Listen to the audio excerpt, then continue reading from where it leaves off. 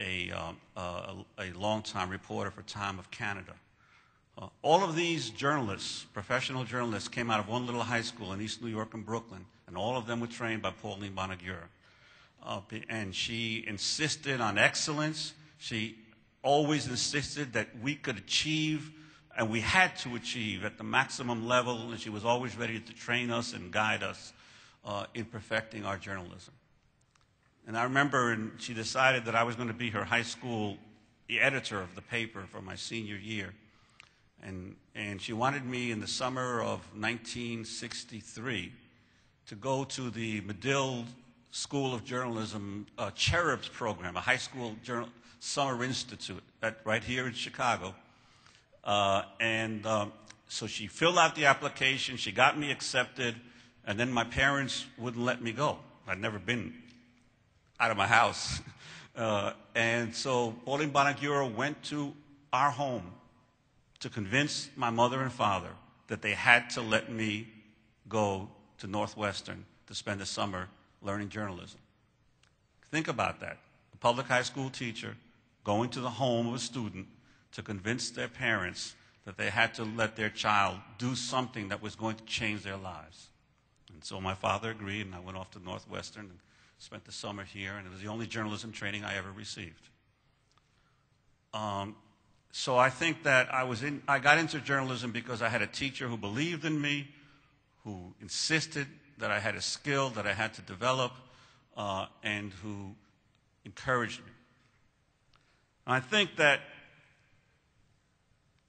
the other big influence on my life in terms of journalism was the time I spent in the Young Lords in the late 1960s and late 1970s. And though we were a political, radical Puerto Rican group of the time, we were also, in some degrees, very advanced in terms of understanding the influence that mass media have on American society. We had a young member of the organization. I was 20 at the time, and he was even younger than I was. He was 18. Pablo Yoruba Guzman, who's been a long-time reporter now on WCBS TV in New York. And Pablo had read Marshall McLuhan. And long before any of us had ever heard of Marshall McLuhan. And Pablo had a great understanding of the ability to shape public consciousness if you understand the way that the media works. And so Pablo began to develop relationships with a young generation of African American and Latino reporters that were coming up in New York at the time. A young cub reporter by the name of Ed Bradley at CBS, Gil Noble at ABC, Gloria Rojas and J.J. Gonzalez, who were the first Latinos working at WNBC, Earl Caldwell, who was at the New York Times. And he was able to manage getting them scoops and special information, and they then in turn covered the Young Lords in a way that other journalists weren't covering them. They became empowered within their newsrooms, and we, as an organization, got better coverage.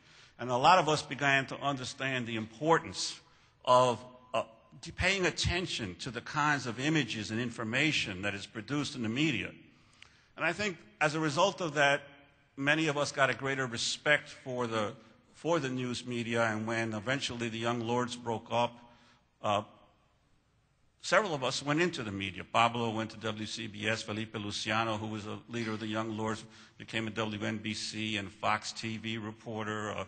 Iris Morales, who was in the Young Lords, became an entertainment lawyer and Children's Television Network a lawyer and then a filmmaker. And Richie Perez, who was in the Young Lords, became a professor of media studies and communications. And of course, probably our most famous relation was our lawyer at the time, a young lawyer by the name of Geraldo Rivera, who was picked up by WABC shortly thereafter and then developed his career in journalism. So all of us understood, as a result of that experience and as a result of what Pablo told us about the importance of the media in shaping public opinion. So we had not just a love for the writing and the storytelling, but we had a sense of the importance of the media. Over the years, I've been blessed to have many mentors when I first started working at the Philadelphia Daily News, my main